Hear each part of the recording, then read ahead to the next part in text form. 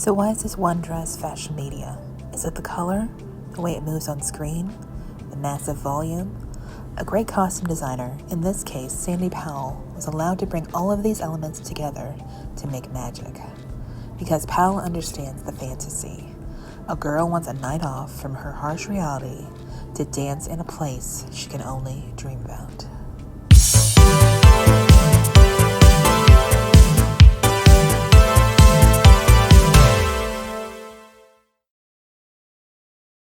Okay, I've started on my white petticoat. I'm just making a basic white petticoat. I found out this is actually 100% cotton, so I found the old maker's tag on it. So this will be good for when I need a regular petticoat. So many scraps. What I did is I've trimmed up this one edge here.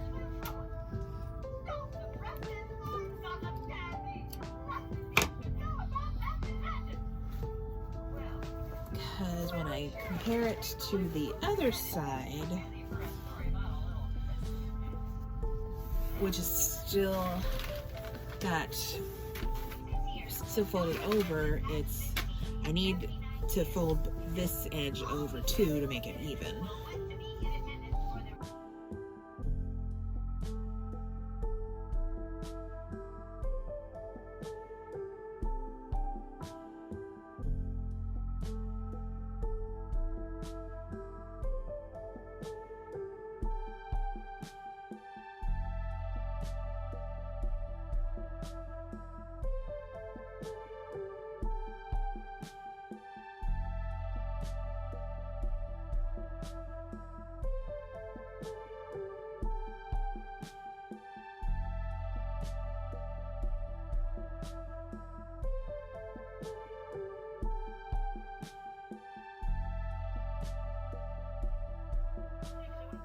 Alright.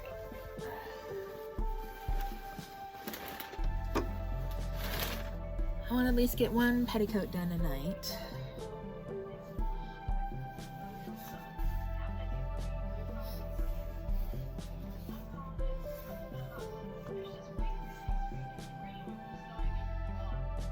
I'm gonna do the edges of my waistband first. They're nice and neat.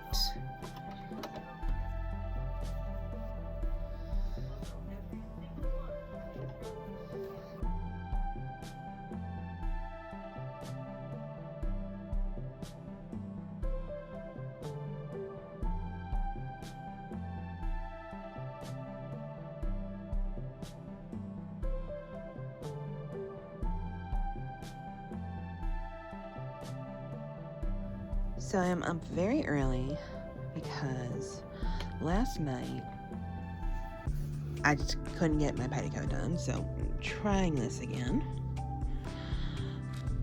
But I was looking at my bodice and kind of comparing it to like this flowy blue fabric that I bought to go on the top layer. It doesn't quite match, and it's not the same sheen or or color. So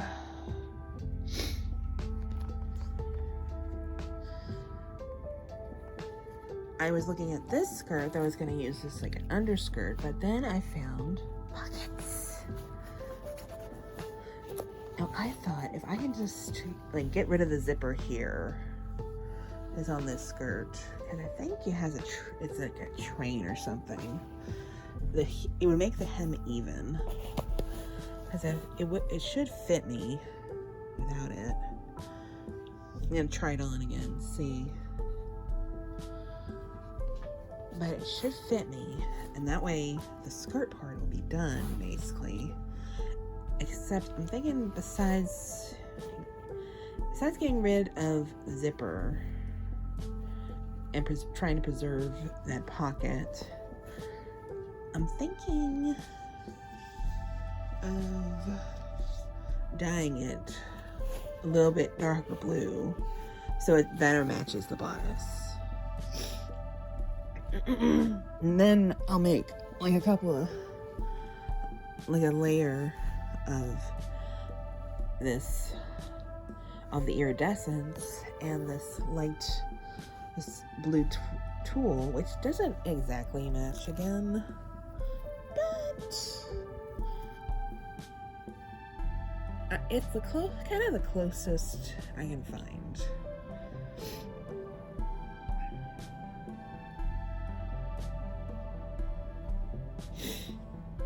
Because I want that cornflower blue, because it does definitely have that cornflower blue effect when I put against the iridescence. You can see it on camera.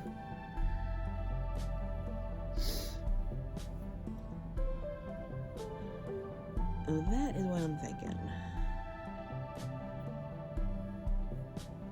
So after I get this zipper out of the top skirt, and I also have to open up the panel here so I can put the zipper down a little further.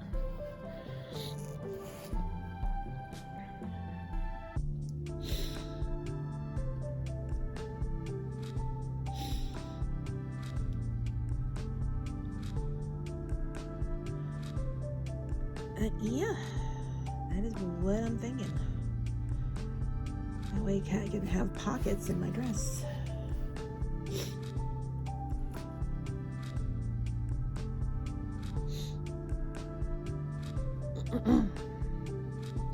But for now, I'm working on petticoats. I'll worry about this a little bit later.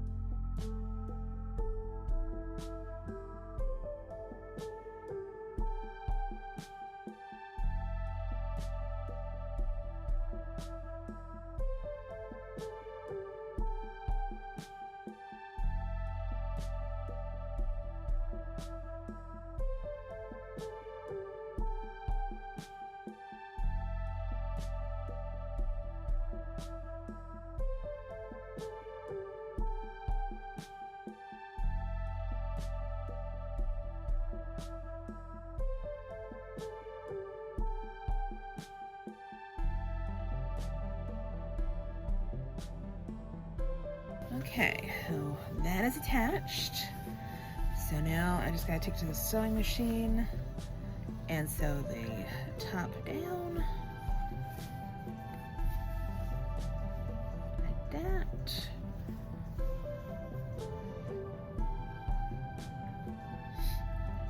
Right where it touches the edge there. Probably have to iron the waistband again because it's all kinds of wrinkled. And then that should do it. And probably tuck this in. But then all I have to do is sew some attachments. Some hooks or eyes or whatever. Snaps if I can't find them. Oh, and then of course sew up the side seam up to maybe like a foot. That way I can get out of it.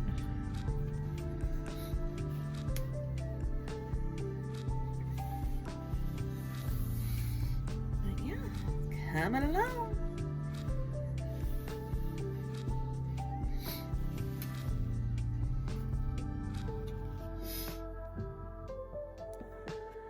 Okay, one petticoat mostly done.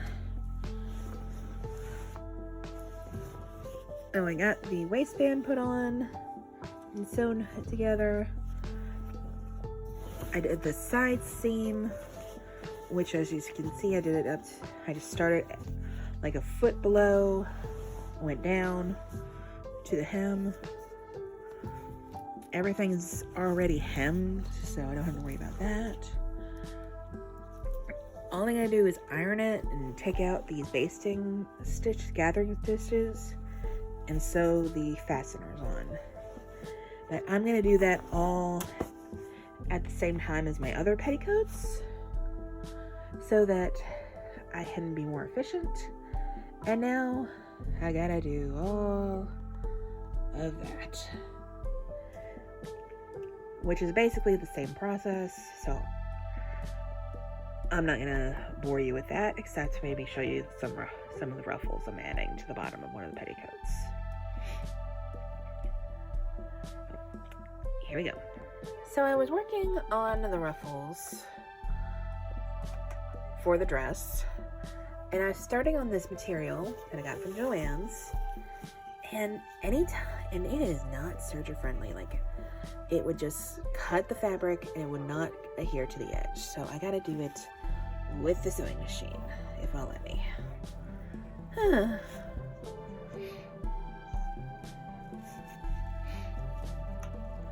So there's that. Back to work. Okay, I tried on the skirt, I tried on the skirt and it will not go past my hips. So I'm definitely gonna have to cut the waistband out. That means I gotta reposition the pockets, because otherwise it is fine. So I turned the skirt inside out to see how the pocket attached. So I'm gonna have to take that out first, but they didn't even finish. I'm thinking this was added in later. So I can probably just take this out, and then once I move the waistband down, I can move everything else down too. And I'll probably just cut the pocket out so I can save the seam. And then that way I can just cut the lining and the top skirt all at the same time with my serger. And then I'll finish the edge of the pocket to make it nice and neat. And then I'll reattach it to the side seam here.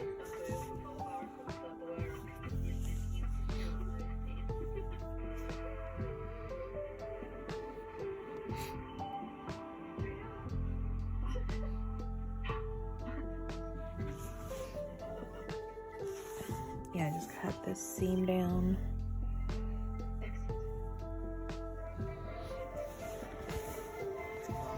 Because basically right where the zipper ends is where I need to cut.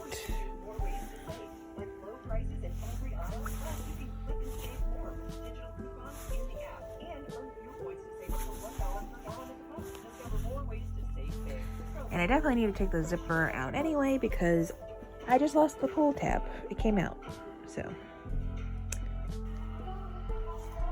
All right, so I cut out the waistband that was holding this lining and the outer skirt together.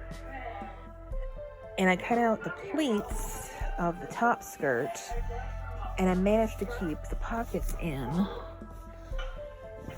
And the outer skirt will definitely fit me, and I'll even have room to add some pleats back in to make it look like how it was before. It's mainly the lining that I have to fix, because this is what was too small. And then, of course, got to close this up, but I'll probably just do that as a hook and eye.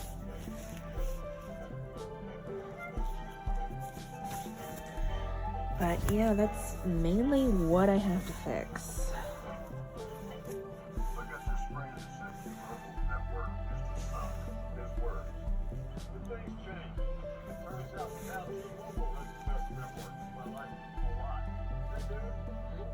Heck, I may even just cut out that altogether, because I have so much of the top anyway.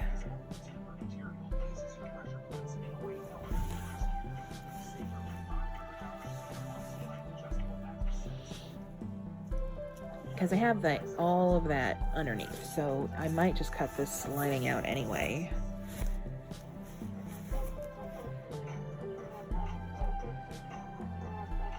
Yeah, I think I'll do that. Alright, zipper is out. Lining is out. So, and the pockets are intact. So now, all I gotta do is sew back in the pleats to make where they fit me better, and then sew this top edge down, and I'll be good to go. And add a hook and eye to this edge here. But yeah.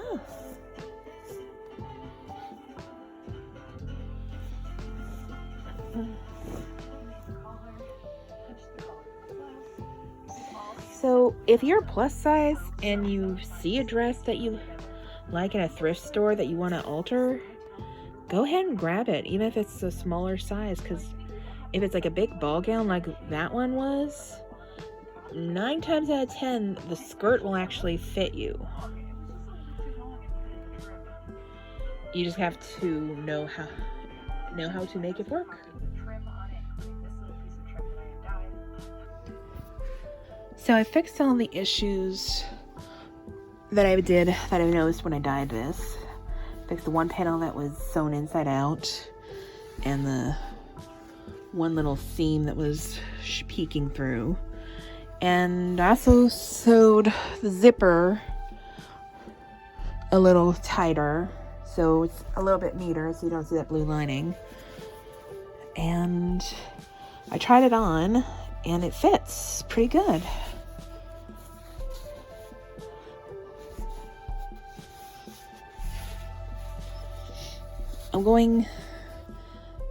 So I'm just measuring my Bertha part here.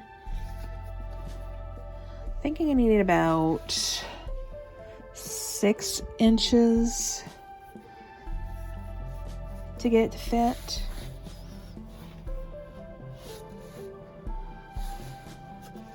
But yeah, I am very pleased so far. I even managed to preserve like the original sash that was on the original dress, just to keep the spirit of the original dress alive.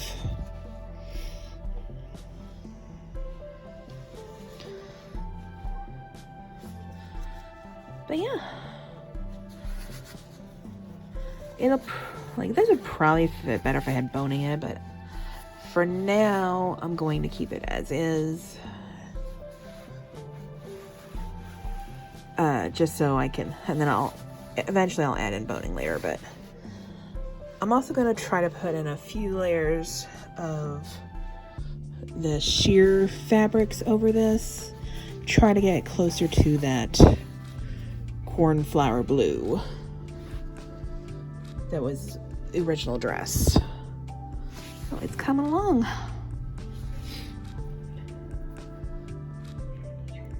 So just kind of figuring out some layers. I have a little bit of this extra pink that I accidentally cut wrong.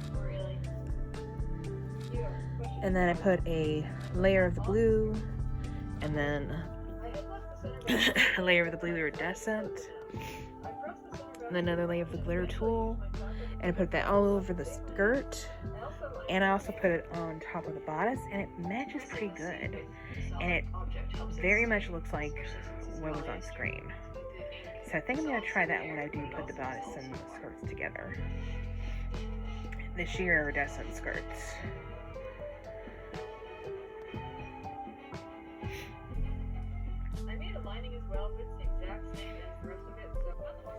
Alright, so I did a quick stitch along the top of the blue skirt just to get that fold down. I tried to include the original pleats, but it was just too flimsy, so I'm gonna have to do those by hand, but that won't be a big issue because I think because I pretty much guessed that if I can get the original pleats back in, the skirt will fit me. So, and then I just gotta do a hook and eye on the top of the opening here. And then I have a skirt with pockets. And for the overskirt, I'll have to include like some side openings so I can get into the pockets. But yeah, coming together. Alright, I sewed some elastic to connect the shoulders.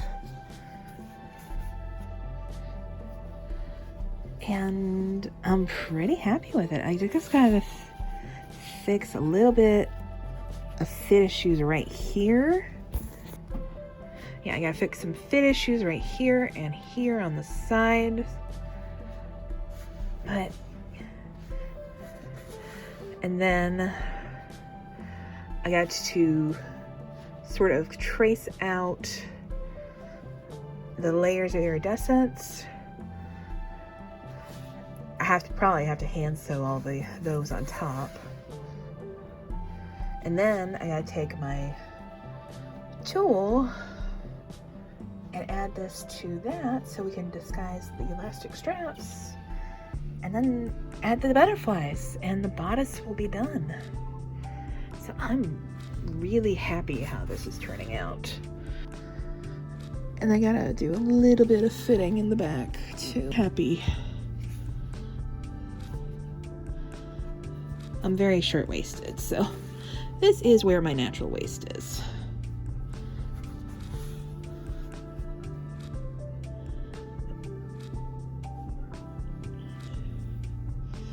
Oh yeah. But for now, I'm gonna take a break from the bodice and I'm gonna work on the skirts some more. Okay, so I managed to sew my ruffle together of this iridescent fabric I got from Joann's, R.I.P. And it was only like a yard left, so that's why I'm using it as a ruffle. But it is so fiddly to work with. Like, it frays so bad. Like, I zigzagged both down both ends, and then I did a gathering stitch, and I refilled a new bobbin thread, and I just ran, right before the end I ran out when I was doing my gathering stitch.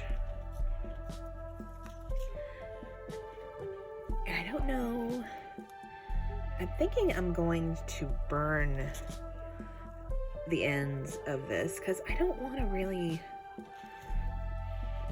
try to get rid of all of this extra fraying thread. Look at that.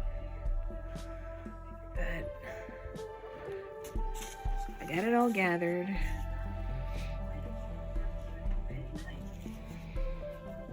And that'll go on my purple petticoat layer. But I didn't but I'm thinking I'm gonna have to do to sew this as a loop first, and then sew it together after I do all the other petticoats, part of the petticoat, because this just frays so much and it does not take to my serger. So I'll work on that later tonight after work. Actually, I'm going to end it there for now, and I'm going to do a part 3, so stay tuned for that. I'm going to get it done no later than the 7th, I hope.